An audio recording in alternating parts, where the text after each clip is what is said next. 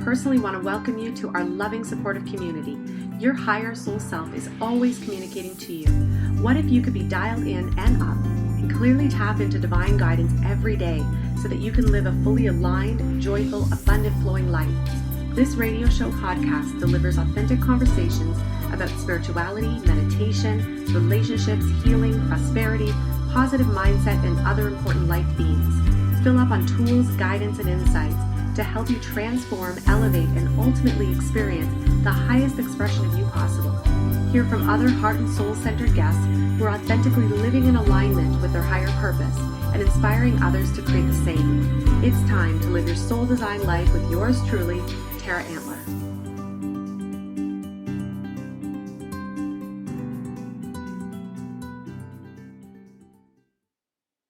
Hi, everyone. We're super excited to be here, and it's a gorgeous day in Barrie, Ontario. And today we are bringing forward a fabulous topic that I'm really excited about, and it's all about praying your way through the day. It's a saying that came through to me. It was during a client session, actually, and we were talking about, how to stay centered, how to stay clear, and how to use affirmations in the most powerful way. And when I was talking to her about it, all of a sudden this saying popped through: pray your way through the day. And then I was like, that's fabulous. I love this concept. And so I thought I would bring it forward today for you here on Your Soul Designed Life. And I am so excited to be here with my beloved husband and featured guest, King Gabriel Quincy Collymore, and our little baby Aria Sky, who's only 10 weeks. She's going to be 11 weeks this Friday. She's here with us too. So if you hear little stirring or movement or sometimes little baby cries in the background, it's her. And we might have to actually feed her throughout the radio show. But, we were talking about it. I kind of laughed. I said, well, this is life anew now for us. And here we are with this incredible soul that is also contributing her fabulous energy to here and to you and to us as well. So I'm excited. Thank you for being here. Thank you very much, Tara. It's a pleasure to be here as well. And I'm really pleased that you thought about me to be present on your show and to make this difference for the audience, as well as just get the chance to talk about these topics that you want to discuss. I find them to be really, really interesting, and I know they'll be beneficial for everyone. So I'm very, very pleased to be here. Thank you very, very much. Oh, you're welcome. I just want to share a little bit of background about you before we jump into the topic, if that's okay. Because, there's probably a lot of listeners who may not know who you are to me, other than that you're this awesome, amazing partner and husband. And Gabriel and I run a lot of workshops and retreats and courses together. And we had our first Soul Awakening Sunday in Toronto, which was absolutely fabulous. Yes, there was so much goodness that was in that room. So a little bit of background. I'm just going to freestyle it because, sometimes I find bios, they can be a little dry. Yep. And I just want to bring through some authentic goodness about who you are today and how I know you to be. Yeah, it's more accurate. Yeah. And so what I know of you and what I've seen anyways is Gabriel has, been in the spiritual world for a long time. And I would say out of all the people that I've met personally on this spiritual path as a spiritual leader, a spiritual go-to person, you're one of the people that I go to for spiritual guidance and insight and information, because Gabriel brings through something that is so clear and so pure and is true. There's a lot of stuff out there in the world, and I think we can kind of get lost in it. And the one thing that I've always found about your teachings is that you really bring through a sense of clarity and spiritual clarity. Like it's as if it's a lightning bolt that's just coming straight through, get to the heart of it, no fluff. Let's just get to it and let's clear it and not remain in the drama filled or keeping things kind of progressing in that way, And I know that you've worked with a lot of amazing people along your journey as well. I know that you learned how to meditate with your mom when you were 3 years old, which I think is amazing. I learned how to meditate by myself when I was 14, and I thought that was cool, really And when I heard that you had learned how to meditate when you were 3, I was like, whoa, this dude's really got his thing going on, Mm-hmm. And how Gabriel and I met was actually in Los Angeles. I was living there at the time. You were there for 5 years. I was there for 2. And I had been going to Agape Spiritual International Center, is that how you say it? International Spiritual Center by Michael Beckwith and his wife Ricky. And Gabriel was there. He was a part of the choir, and he was doing a lot of spiritual work there as well.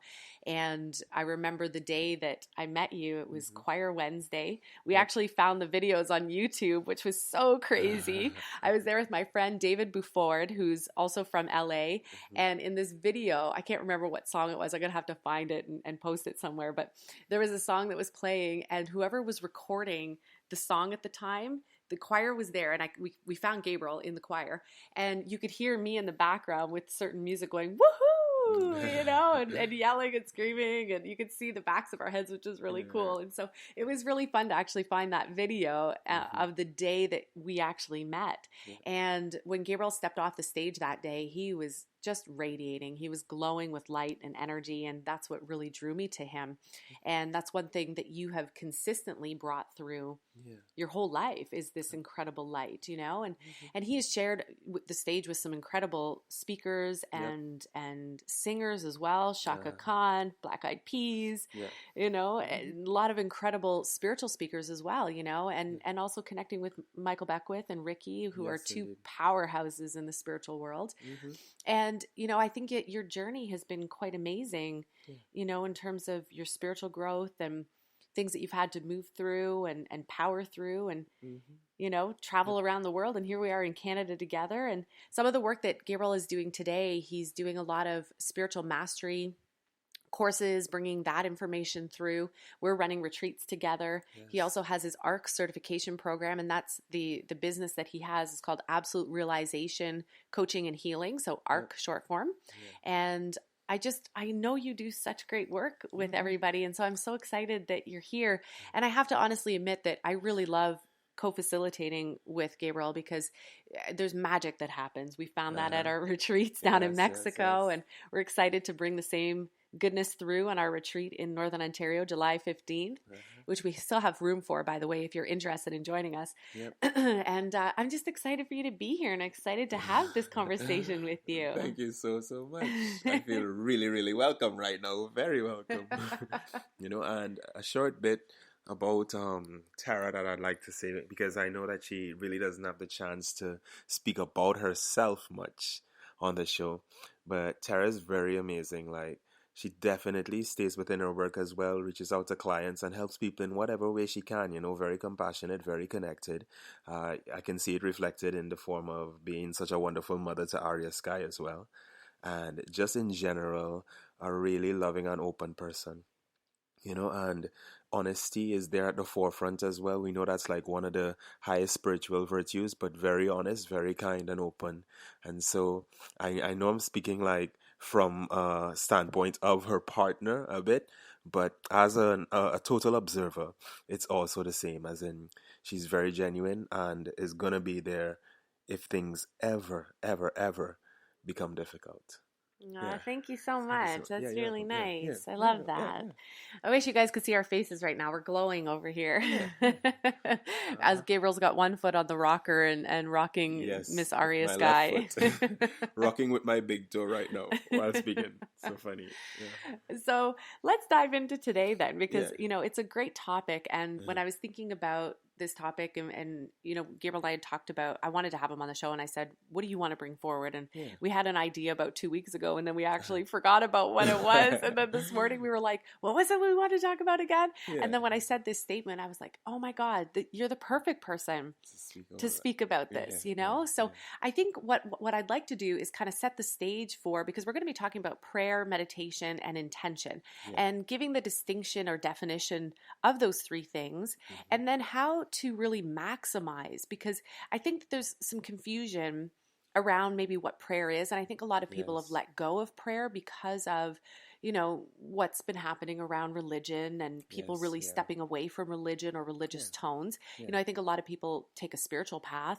But I know for myself, even when I've always been spiritual, but when I really dove in 2 feet and really started to study it and immerse myself in it in my early 20s, I I really didn't, even when I learned about meditation yoga when I was 14, I very rarely remember anybody talking about prayer. Yeah. And it wasn't until I went back to agape Uh-huh. that prayer became something that was very important in my life. So Yep. can you give some context for people around maybe what a higher definition is? Because I think people have an Yes. old, Definition outdated, of prayer. yeah, an Yeah, old, yeah, outdated version of what prayer might be. And I'd love yeah. for them to receive something new around what you see prayer as. I definitely would like to do that, and I'm happy that you brought that up because prayer itself, if we look at it, I mean, religion has had it down as this idea of reaching out to something that's out there, right? Something that's not connected to you, something that's far off that you have to reach to or beg the favor of. And that's the type of prayer. It's a kind of beseeching, it's begging for something. And that's what prayer was understood to be at one time. But now that we're really moving into this place of connection and understanding that we're one with whatever is there, right? Whether we want to call it God, the Absolute, we want to call it Allah, whatever we decide to call it, right? The fact is, it is the source of our being, right? And since we are connected in it, we live in it, we move and have our being in it as well. The true prayer would be communion with it, understanding that we're one with it and everything is already given. It is given. Now, the hard part about it for human consciousness is this: because it's already given and it seems like we did nothing to get it, there's a certain amount of shame that's there for most people, because when someone is given something, for instance, if you see a beggar and you give him, and I just say a beggar, I won't use that word for anybody really, but it's just a commonly used word. So let's say you see someone who doesn't have food. Let's say that, that's clearer. And you give them food directly. Now, they will receive your food and they might eat it because they're hungry, but also they will feel ashamed as if they didn't do it or get it for themselves. And that is the fundamental problem when prayer is either misused or when we don't understand what it is, because when we go out and we pray in that way and we get something but we really didn't do anything for it, there's a lowering of the value of the mind, and the person feels as if they haven't worked for it or they didn't earn it. There's this idea of earning in human consciousness. And so what's happening in prayer as we move through the levels of prayer is that we're moving from that stage where we feel guilty about just getting something for free into the space where we know we deserve it, where we know because of who and what we are, because of how we were created, because of our relationship with the one that is, that we are in a space of being able to just accept that fully and stand in that space completely. So that's what prayer really is. Prayer is the acknowledgement that we have already received whatever we think we need, right? And standing in that spot of knowing that it is given because of what we are. So then we know what we are. So that is what affirmative prayer would be, or is that just prayer? That would be true prayer. Okay, so because the old way of prayer, and I think Yes. this is where the, old version or the misconception of what true prayer is, and I think also the power that can come with prayer. At least my understanding is that you're praying from a place, at least I'm going to give you an example because I think that's probably the easiest way for me to be able to relate this. I think back over the course of my journey, and I think about the times where things really got intense or heavy or sad or depressed or whatever, and I remember literally, physically crashing down on my knees and praying. And praying from that place of complete despair and hopelessness and sadness, and the world is crashing in on me and I don't know what else to do. I don't know how to get myself out of it. And I just need it to change. It's like, and what's funny too is that I find that although my upbringing, at least from my mom's side, my dad's side, we went to church and that sort of thing. So we did talk, about God, and I heard that word.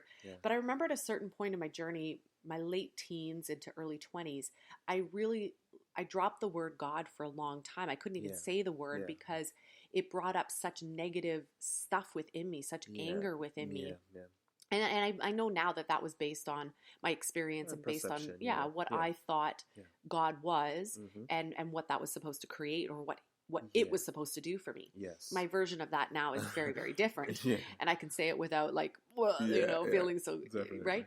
But what's funny is that even in the days where I wasn't saying the word God, and I would probably say I didn't really choose to believe in that. I would Yeah. call it something else, like source, Yeah. creator, universe. Yeah. Even then, when I would crash down on my knees, Mm-hmm. bawling my eyes out, Yeah. asking, Yeah. praying for help, Yeah. the first thing that I would say is, "Oh God, please, Yes. please Yes. help, please It's in help, there. please Yeah. help," It's right? in there. And it's coming from that place of I think the youngest part of myself, Yes. maybe even a pure place of myself. Uh-huh. But according to the old belief about prayer, Yeah. is that you're praying from a place of despair and praying from a place of lack Yeah. and emptiness and not enough and I don't have. Yes. And then hoping that this thing, this power, this Yes. greater something Yeah. is going to bring it to me. Yep. Yeah? And I love that you put it that way. It's perfect because truly the idea of reaching out to God is not that absurd if we really think about it. It's the first level of prayer. But what really happens there is that the mind itself, even though it tries to deny the presence of this being or God or whatever, it knows deep down inside, without even seeing it, that something exists. Mm. Something is allowing it to exist, to live, to breathe, to move, to be. Mm-hmm. So, on one level, deep inside, and this is not even something we can debate with others or anything like that, each individual expression knows this. They know that there is something, a source of being. We could call it that, just to be clear. Mm-hmm. Some people call it God, but there is a source of being. And so we do reach out to that when in despair, and we do get results even so, Mm-hmm. right? We do get results. But we're not to be pleading and begging from it, really. Why do you think that is, that we still get results? Why we still get results? Yeah. Because I know all about Yeah. the law of attraction and Uh-huh. positive thoughts we send out, we get back. Yes. So if I'm praying from a place Of of despair, despair and yeah. emptiness, Yeah. and yet something really good comes from it, why Because does it our work? belief is beyond that. Because we're Ah. actually professing our belief in that something when we beg. Even when we beg, we're saying, I believe that something is there and I'm reaching out to it.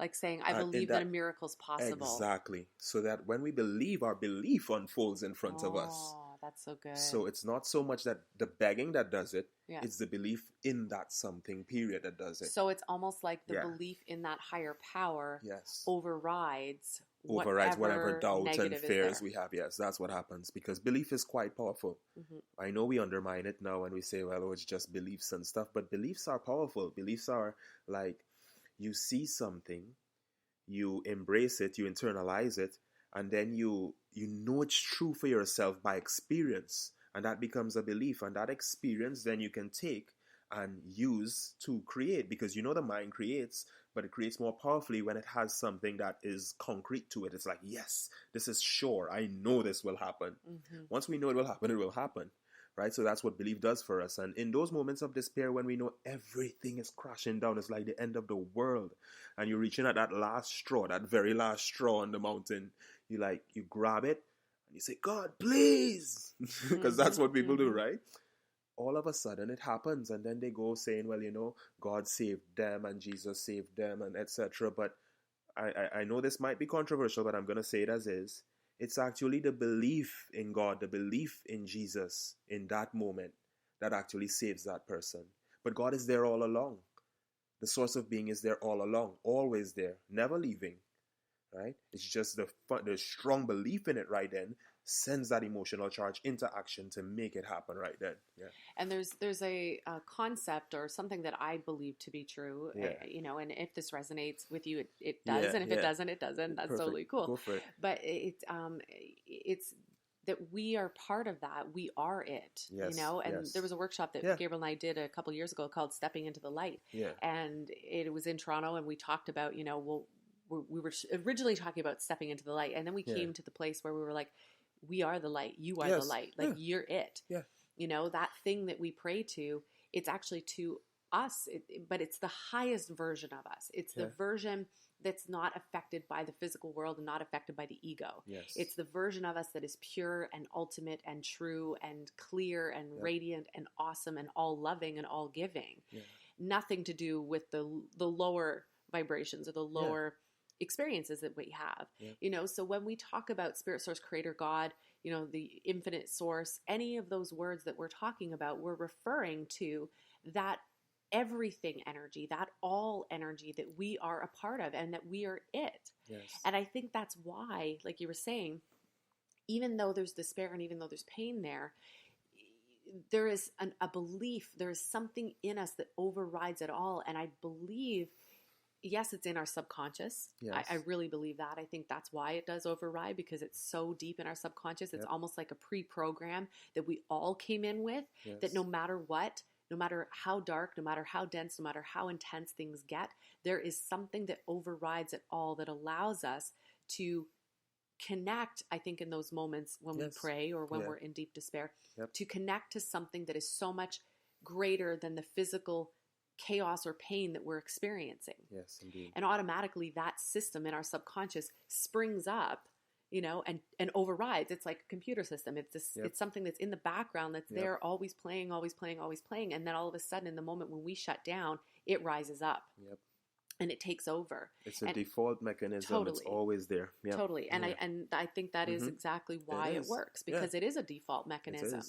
And so if that's already there and it's already present within us, what then happens if we bring it to more of a conscious awareness? So then if we, instead of it being an unconscious prayer, because there are unconscious prayers that we have, what about conscious prayers?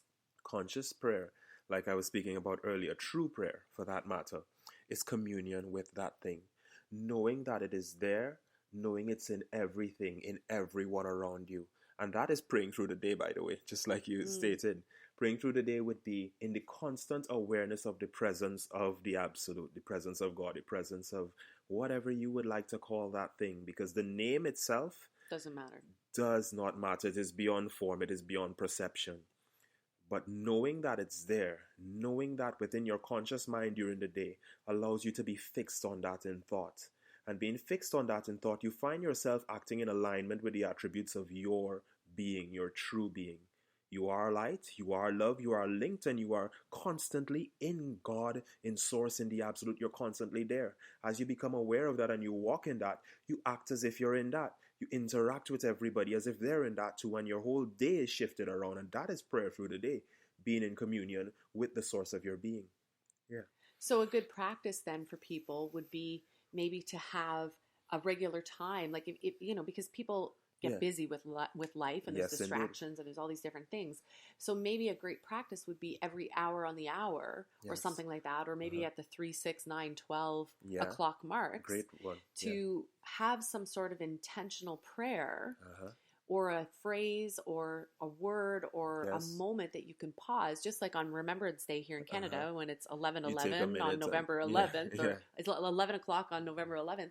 We take a minute to pause and reflect on what happened, right, from the past. So what if we did that regularly and had that intentional thought or prayer on those regular intervals? That's huge. That's huge. And that would really work well, because what we're asking there is not that you remember something from your past, but that you keep present that memory of your source. So it's a sort of present memory that's happening. It's not memory in the old way where you use it to remember something that happened in your past. You're keeping that presence in your mind right then, right? And that's huge. That would be like the best ever. I remember when I was back at Agape, for instance, and I lived maybe 5 minutes from there for a bit. And so I'd have these little strolls through the park and stuff towards and back. And while I was developing more of the characteristics that I now display, I would hold in my mind the thought of love, the actual word love. And that's all that I would hold in my mind on purpose. Just walk in, and every step, love, love, love, love, love, love, love. And that was the only thing that I would allow in my mind for that time. And my life was amazing. There were so many miracles happening every single instant. It became normal. It is the normal way of life for me now. And I would never go another way based on that, because I know without a doubt at this point that it is true. And so through that same thing that you're talking about, running that whatever thought it is through your mind that really activates you, motivates you, drives you to be connected and recognize that connection, be aware of that connection. It's like a fundamental block of expressing the divine through you, of really deepening that spiritual consciousness, of allowing yourself to unfold as you're meant to unfold. Did I ever tell you that in that year before I met you that was my practice? Really? I didn't know that. I think it was when I turned 30, I can't even remember. Well, somewhere I can't around there. remember. Yeah. It was, I think it might have been 33, or Okay. it was one of those significant years, either Yeah. 30 or 33. I can't remember. Yeah. Anyways, I made a commitment to myself to have a year of love. Well. And that's what I did every single day. Yeah. I had that same thing where I was Yeah. like, every step is a step of love. Every breath is a breath of love. Amazing. Every ray of Yeah. sunshine is a ray of love. Yeah. Every conversation is love. Every smile is love. Well, and I did the yeah. exact same thing. And funny enough, when Gabriel and I met, I remember on our first date, when we got together and Gabriel was getting to know me and he was like, tell me a little bit about yourself. And I was just like, I was over. I remember what you said. Flowing. You said with you love. Love. Yeah, I did. And at first he thought, okay, here's another cheese ball that's going on about love, right? You know, but it really was true. And so that's what I think is so amazing. No, well, it's amazing because they do say that like vibrations attract, right? So I mean, if we did hold that same thing, it was a magnetic attraction for us as well when we saw, right? So I believe that it was because we were in the same vibrational space. See what can happen when you hold that space of love? Yeah, indeed. Yep. That's how we connect. Anything's possible, people. Yes, Anything's possible. Yeah, so, I mean, I think that's a really great practice. And if it's not love that you resonate with, then choose a different word. If it's peace or it could be abundance, it could be clarity, it could be just gratitude even, going into that space of, like I said, every breath. Like we're given so many opportunities to reframe our mind. Yes. And even as we're talking about this, I'm thinking to myself, I got to bring that practice back in because for me as well, when I was living in Los Angeles, those 2 years were the most miraculous 2 years of my entire life because there was constant flow, constant miracle, constant abundance, constant awesomeness that was happening and connection. It's becoming aware of that presence. And because I think my mind was in a constant state of positive prayer. Because the one thing that I've learned along the way is that you're praying all the time. You are. We're praying all the time. So whether we're having thoughts of positivity or negativity, those thoughts are prayer. They're going out. Prayer basically is whatever you're holding in your thoughts going out into the world or out into the universe or up to your higher self or spirit source creator God, whatever you want to call it, being reflected right back to you. And so that's why we pray as well. If you think about yourself in your own life, most of the time when you've prayed, it's usually been at a time of loss or pain or something like that, and then all of a sudden people are reaching for that because they're reaching for prayer, they're reaching for a way out, they're reaching for clarity, because reaching for change. That's right. Because we don't want to be that. So we know somewhere deep inside of us, inherently, we know that by praying or whatever you want to call it, we are somehow accessing a different state, a higher place, a resolved place within us, because somewhere within us, we know that is what the result will be. We know that it's true. So what if we took that next step and instead of just praying in the moments where it's crashed down, and I know that's usually the time when people are doing it. Most people pray then, And if we took the opportunity to pray throughout the whole day, always, whether it's once a day, twice a day, 3 times a day, whether it's every breath, whether it's, like I said, on the 3, 6, 9, 12 o'clocks, to pause throughout the day, because if you start doing that, things will really become incredible. Yeah. So can you give us the understanding of affirmative prayer? Because I've heard you talk about that, and I know Michael Beckwith talked a lot about that, and some of what's the work that they follow again, or that they bring the science of mind and the new thought teachings, right? So affirmative prayer is just as it says, affirming, praying on a positive level, praying from the space of it being already done, in a sense, affirming in your words and saying things like, well, I am this, I am that, just as we have affirmations themselves. And it's bringing forward the power of the understanding that if we are to ask something, ask and it is given. So if you ask from the standpoint of knowing that it's already given, you would most likely find yourself saying something like you have it, or you are it, or that, because you know it's already given. You're not begging for it anymore. And that is the essence of affirmative prayer. There's also the element of release at the end, where you just let go of it and don't will it anymore. You just right? trust. That's the end of the prayer. You trust that it's done, and you don't beat it up in your head over and over and over, right? There's a point of release. But that in itself sums up affirmative prayer. Because I think that when you were talking, what flashed in my mind was seeing the prayer going out. If we're praying from a place of despair, let's say, and we send the prayer out, we send the intention out for something better to come. And yes, we have the lift because the subconscious is happening. And at the same time, because we're praying all the time, or we're sending out intention all the time, or sending out thoughts all the time, if there's negative thoughts or negative thought forms that are going out, Yeah. and then we're sending out a few positive ones, I think both would get created. They do. They do. And negative and positive is according to our perception, right? What we see as negative and positive are just, it's basically we set out to go a certain place. We have a goal in mind. Now, what does not carry us towards that goal is seen as negative. What carries us towards that goal is seen as positive. So then positive and negative really exist only within our own minds, right? It's not like something is inherently negative or inherently positive. Like fire, for instance, you can use fire to cook food, or fire can burn down your house. One of them would be seen as negative, the other as positive. It's not the tool itself. It's our use of it and our perception of it that makes that difference. So then let's say if somebody's praying for a way out and a way out comes, and at first the way out is really positive, and then there's some negative stuff that happens, we could have a perception shift around that to be like, well, maybe it actually isn't so negative. Maybe this very thing that's happening here is for my higher growth and is for my higher good. Yeah, it definitely is. You know, that's how it works. And I can give an example of that from my life. I had a fire some time back when I was graduating from college, and everything got burnt in that fire. Now, most people who call themselves fire victims and all of that stuff, if something like that happens, right? But for some reason, when that happened, I found myself extremely joyful, right? And I felt extremely free. Like, whoa, all this stuff is gone. I didn't know what I was going to do with all this stuff anyway. And I had a clean slate, like a brand new clear slate to build on, to create on. That was an exciting time in my life, like really genuinely excited, you know, and it wasn't like craziness because, oh, I just lost it. It was actually, whoa, I get to rebuild my life right now from scratch. This is awesome. You know, it was amazing. And I felt really, really fulfilled, because what seemed like losing everything to me was actually losing nothing and gaining everything. I had the whole world to paint on again. So I have a question an artist. for you. Yeah. Can you think back to that time period and what you might have been praying? Yeah. I'll put in quotation marks, but you might have been praying prior to that happening? You know what? I was reading some work right then. And I was doing a lot of spiritual work, a lot of meditation, and I was moving through reading the Kabbalion, right? I was studying that and learning some of the books, principles. By the way. Yeah. And while reading that, a lot of changes were happening around me, you know, and I know that it was the spiritual forces at work. When it happened, just the feeling that I had in me let me know everything was all right.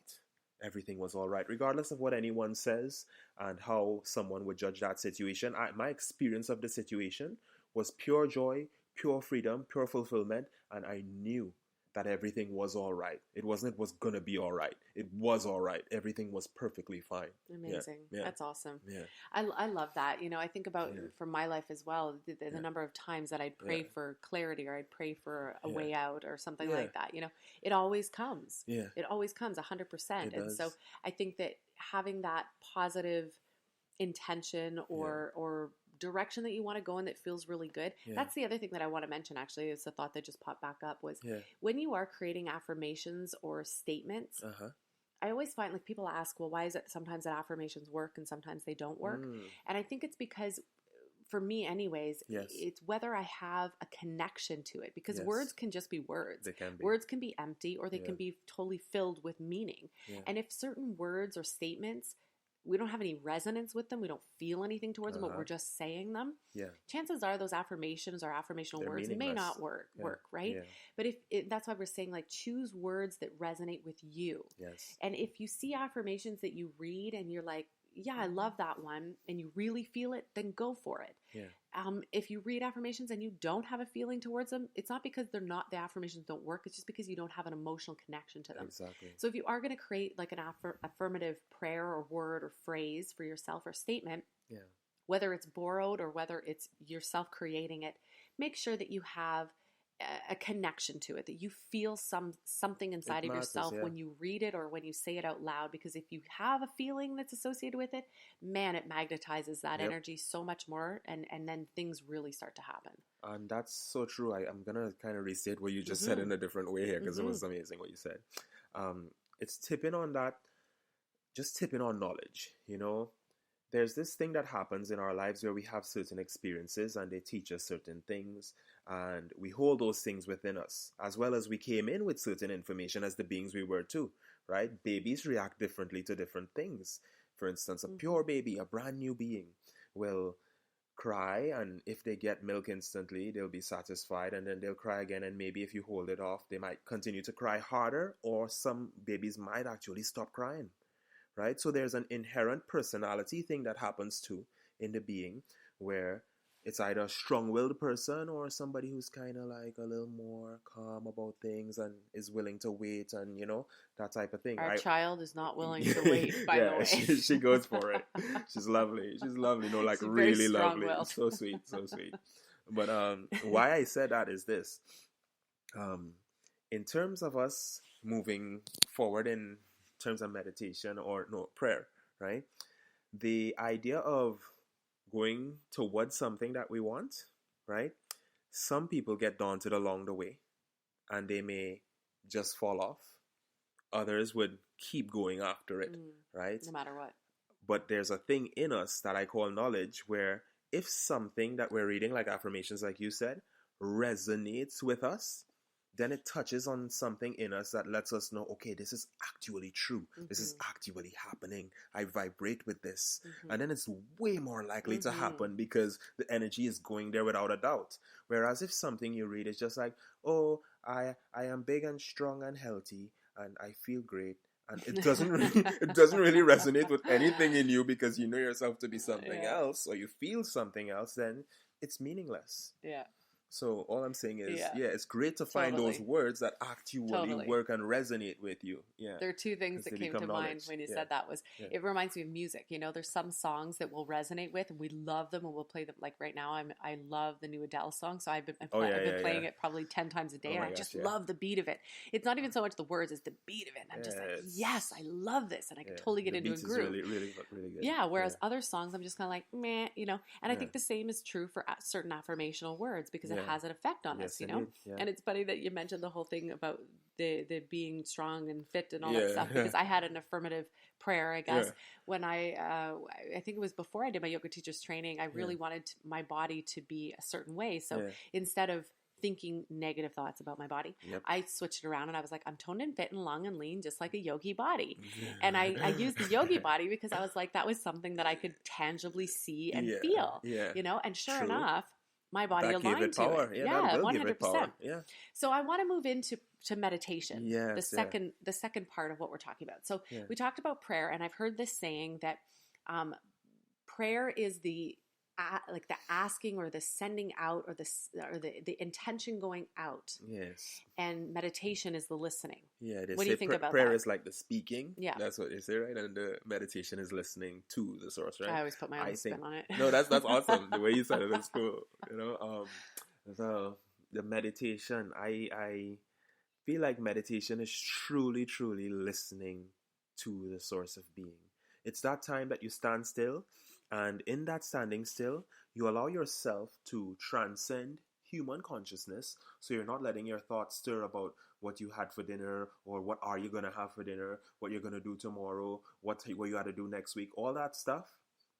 We let go of that, and we try to make our minds as clear as possible and access the source. Now, at first, it's a little challenging to release that stuff, right? But as we start realizing that by reaching to that connection to our source, or the awareness of that connection with our source, we start to all of a sudden find things going better in our lives and want to devote more time to that, right? It's that whole thing of things getting better in our lives is just a result. It's what would you call it? An effect of the connection with source. The real thing, the real juice, the meat, as some would call it, is that direct connection.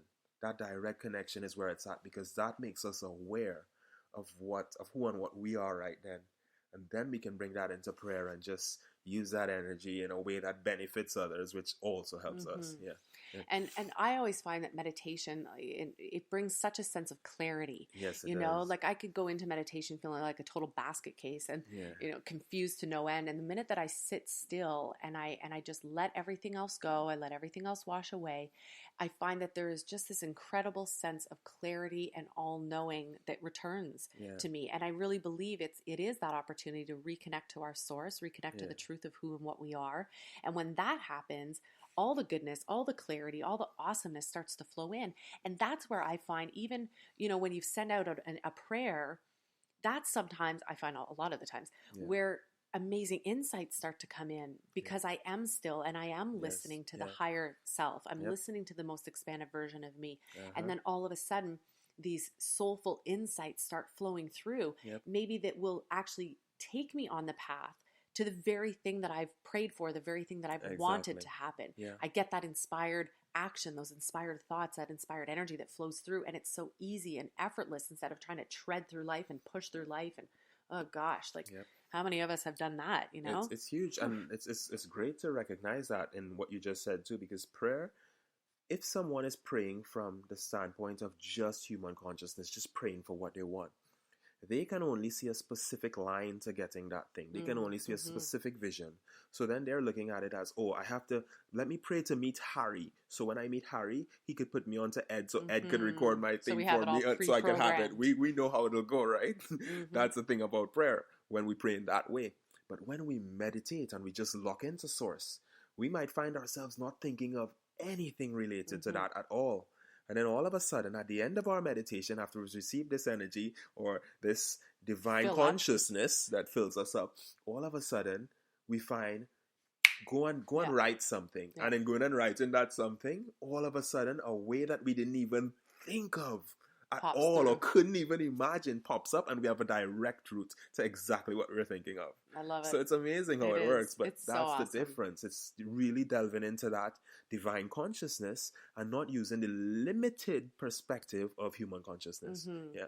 And there's so many different forms of meditation too. I think that Yeah. all the different forms of meditation, Yeah.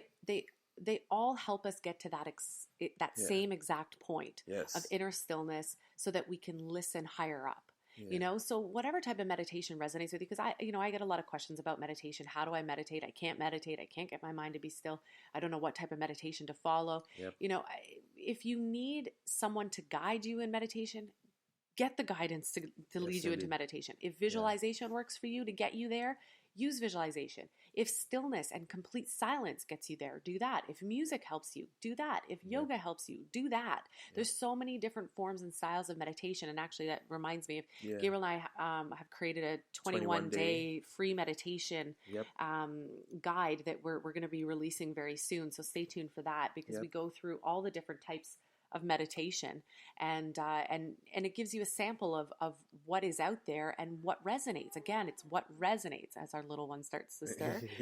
It's what resonates, you know? And so with meditation, again, it doesn't matter how long you sit in meditation. Sometimes you might sit and it might be 2 minutes. Other times it might be an hour, and then everywhere in between. And so it doesn't have to be a certain anything. See, this is me again, where, Go for it. you know, Go for it. Well, anytime somebody tells me I have to do something a certain way for a certain amount of time, my inner being just is like, bleh. That's the truth in you right You there. You know? know, it doesn't resonate with you because you don't need to do anything. No. That is not ever true. There's nothing you need to do. And anytime I find there are rules, spirit doesn't really have, like when I think about soul, the soul doesn't have rules like that. That's human consciousness that does that. So just keep that in the back of your mind. If ever you hear somebody say you have to meditate for X amount of time to achieve X amount of whatever, if it doesn't resonate with you, then please trust your inner knowing and your inner being. I have received the most amazing insights within 2 minutes of sitting and meditating. And then I've received incredible nothingness sitting for an hour, you know? So, so it really just depends on the day. You're right. I want to touch on that too, just for those who are listening. If you do sit and you experience nothingness for long periods of time, sometimes our human consciousness is a bit dense and we don't actually feel the pouring in of that divine consciousness. So it doesn't mean that nothing has actually happened, right? It just means that you're not aware of what happened, and you'll see it display itself in terms of insights and little things in your life, like miracles happening here and there and stuff still. And that's to give you encouragement to go back most of the times, right? So sometimes you don't feel it, but it's actually happening too. But 2 minutes, realistically, 2 minutes can be just as effective as sitting in meditation for 3 hours. And it is a little bit of a practice. Like when it comes to meditation, you know, at first when you sit down, you might not find anything much is happening for the first 5 times that you sit and meditate. It might just be the practice of cleaning out the thoughts and getting clear. And then all of a sudden one day it's like pop. Yep. and something happens and it comes, and you Yep. know, and I think it's the same thing whether it's prayer or intention or meditation. It's the continual practice of it. It's, you know, Yes. I think in society these days we're so quick to give up on things. It's like, Oh you yeah. know, I Instant can't remember. gratification, Yeah, right? it's Yeah. instant gratification, Yeah. and our attention span apparently is down to like, I can't even remember how many 6 seconds. seconds. 6 seconds, and then we have to You have to change. switch. Yeah. That's just craziness to me, you know, that we can't sit still longer than 6 seconds to look at something, you know. But that, I think, is a byproduct of what's happened in society. And It's so, media. Yeah. yeah, and Yeah. so I think that giving ourselves that opportunity to practice something and not give up on it so easily, let yourself sink Yeah. into it, let Yeah. yourself be immersed in it for a lot longer than Yeah. 6 seconds. Remember, You if know? if you need to do nothing, then you really have nowhere to be. Right? Just chill out Yeah. and be there for the time that you decide to be. It's like, oh no, the food won't burn or Mhm. whatever. Yeah, Just and you know doing what? stuff. What just popped into my mind as Yeah. I'm looking at Arya starting Yeah. to stir over there. Uh-huh. Being a mom has really allowed me to experience that full force, because you know, when we're feeding her, or when we're tending to her, helping her go to sleep and things like that, there's really nothing else for me to do. Like, if I'm breastfeeding, I can't be running around doing a million Exactly. You things. stay I right there, have to be present to still. that. Yeah. I Yeah. have to sit still, and I have to complete what is happening, you know? And I Yeah. think it's such a great practice, because I know for me, like, I can be a real busybody, and, you know, Yeah, you Gabriel, love to yeah, move. You love to move. I like That's movement. I awesome. like doing. I like being. Yeah, I like yeah. just, you know, and yet I do take the time, you know, to Yeah. meditate and do those things that allow Yes, me to yes. find stillness. Mhm. However, right now I'm finding myself in a lot of time of stillness, you know, because Yeah. I'm having to sit still. But the beauty of that is I'm finding myself being more aware of the thoughts that are present, Yes. cleaning them out constantly, and then reframing them, which Yeah. leads us into the realm of intentions. Yes, indeed. So that's the third thing that we want to talk to you guys Yeah. about today.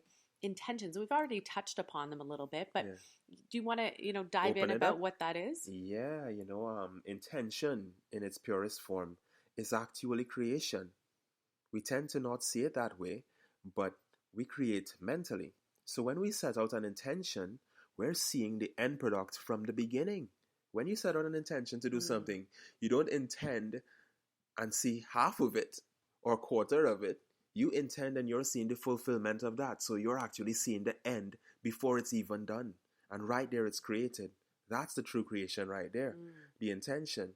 Now, the means of fulfilling it, like your purpose and the drive to fulfill that purpose, come as a result of the intention being so clear and so strong. So the stronger the intention is, the more that will happen. But the actual intention itself, right, is exactly that. It's the creation. It said, go for it. I was just going to say, yeah. I think we have to write this down and remember to talk about this on our retreat, because Oh, yeah, this most is a definitely. big topic. Yes, huge. And I love, get clear I on it. love Yeah. creation. Like, that's one of my favorite conversations, Yeah. because, you know, anytime that I set an intention within myself, whether it's to experience something or, you know, to meet my beloved. Do you hear where you set that intention? What? Within yourself. That right there is proof that it's creation. It happened within you. Yeah, Right? That see? is true Yeah. creation. Yes. I don't, Yeah. see? I love This that is you what said happens. it. Yeah. We start to embody the teachings, right? Yep. You become the teachings. You become what Yeah. you practice. And so for me, you know, I look back at my life and gosh, miracle zone, miracle zone, miracle zone I've been living in, you know, setting the intention to meet my divine partner. And I knew I had to go down to LA, and I met my divine partner, you know. And then I think about other times that I've created certain things, you know, wanting to have a baby. That's another intention. And like you said, it's not seeing the embryo or seeing that. I saw the baby. I saw the soul, you know? What you see. And so I agree with you. It's like setting the intention as clearly as we can, seeing the end. And also the more powerful intentions always have an emotional connection to them. They do. Always. You know, meeting my beloved was like, oh, it brought so much excitement to me, you know, having a baby.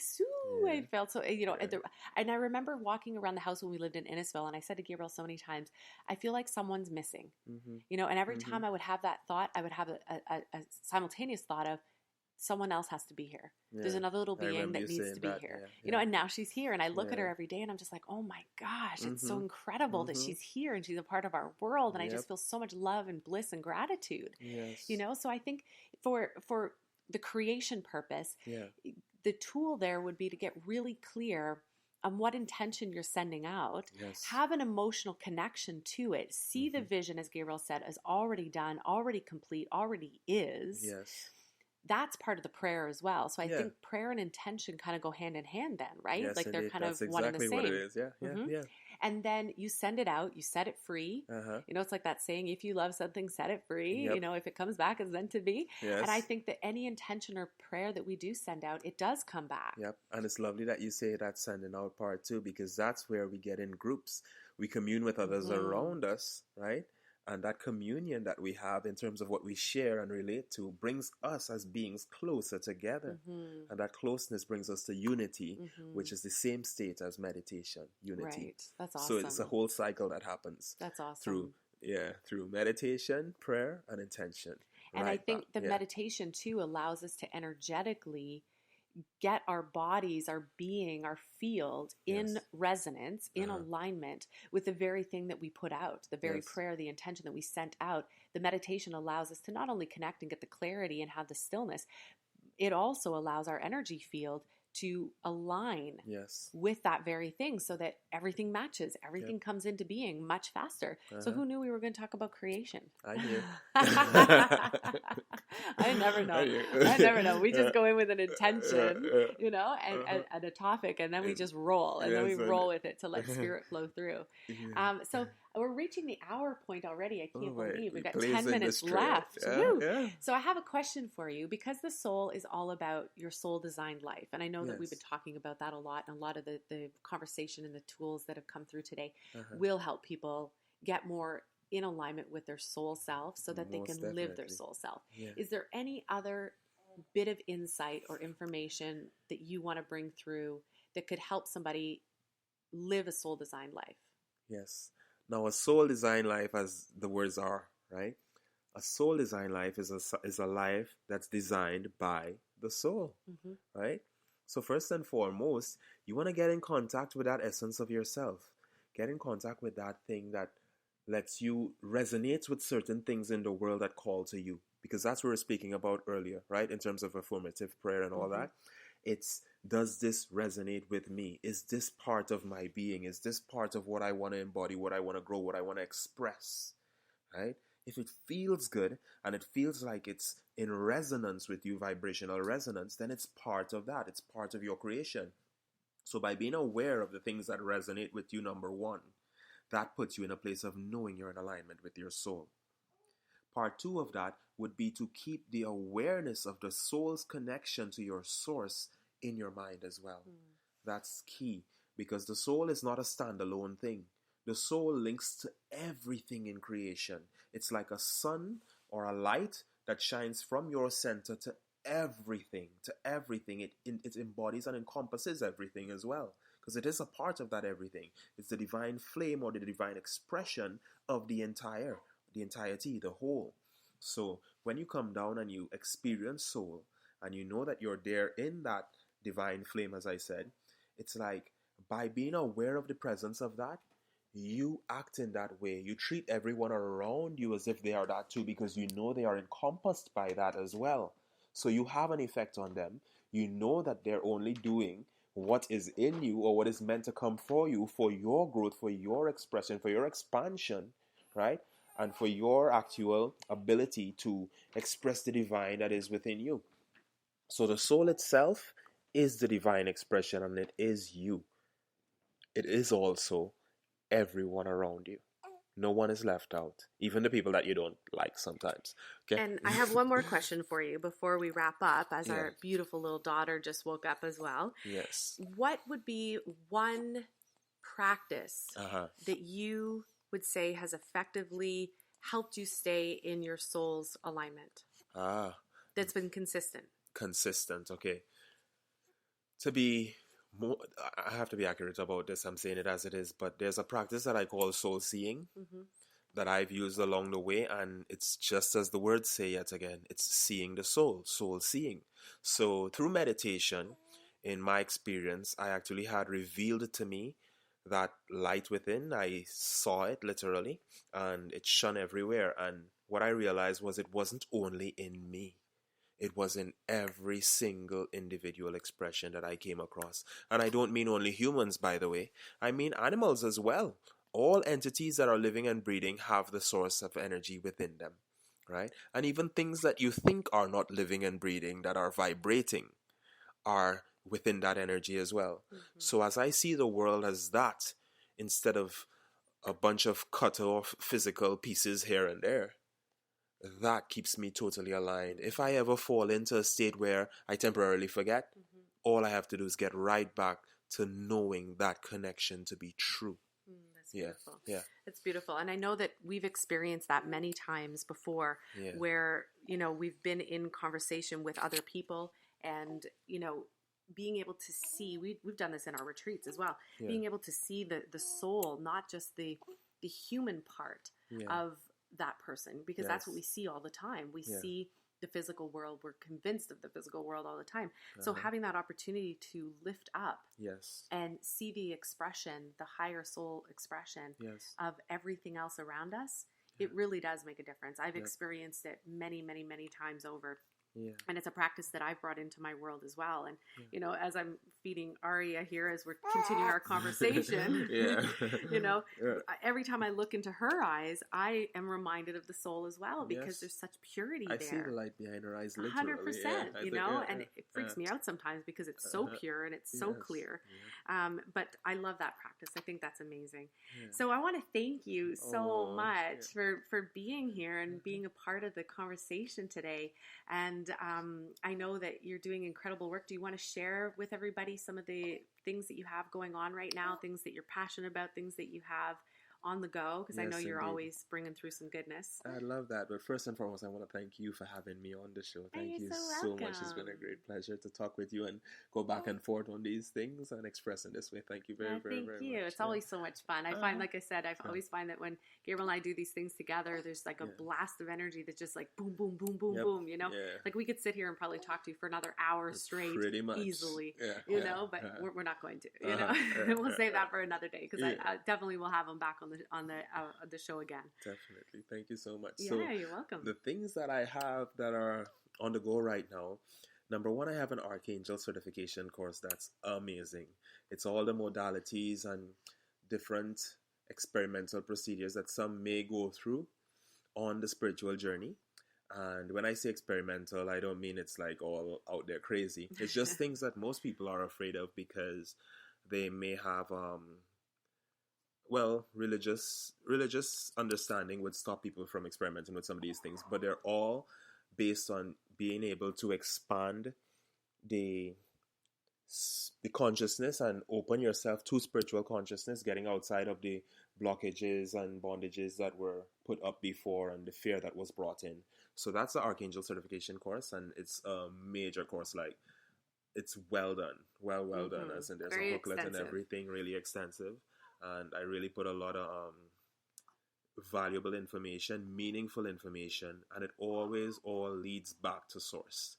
It's not leaving you hanging out there in some sort of occult world or anything like that, just so you know, all right? It's important, yeah.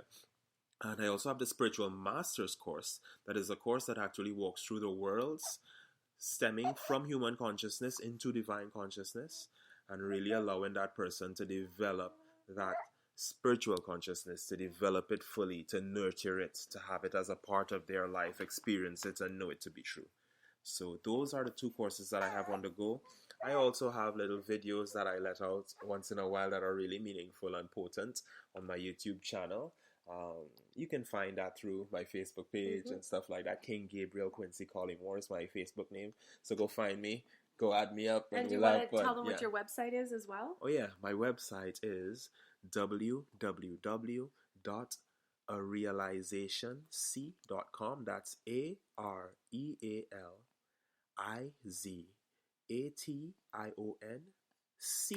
that's the letter C.com. So arealizationc.com. And even if you just want to reach out to me, send a quick text or phone or anything like that, my phone number is super easy to remember, so I'll put it on here as well. It's 647-200-1234. Amazing. Right? Yeah. That's awesome. Thank you. And if anybody has any questions about the show, about the topic, if you have anything personal that you want answers to based on this topic, definitely send us a message. You can also post a comment below this audio as well, and I will definitely get back to it, or Gabriel will as well. Yes, we will get back to you. You can also send an email to me as well at Tara, Tara, at tarahealingsanctuary.com. And as always, we love connecting with you guys. You know, it's one of my favorite things to do is to connect and community. And we always have a lot of amazing things going on. We have a retreat that's coming up this summer. We still have space for 5 more people. We're taking 13 Christ Consciousness number. It's going to be a blast. For Soul Awakening in Northern Ontario. And that's happening in a month, actually, a month today, July 15th. Oh, yeah. Well. And we have our Soul Awakening Sundays, which are live in Toronto. Yes. And the next one's happening July 10th.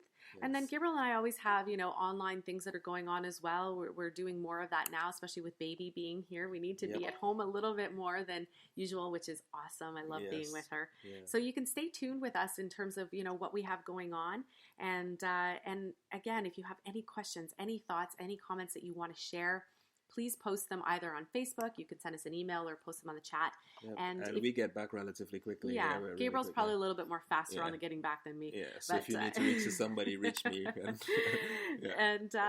And if you love the episode, you love the show, I love sharing. And so, you know, you can share it on your social media. You can share it with your community, your peeps.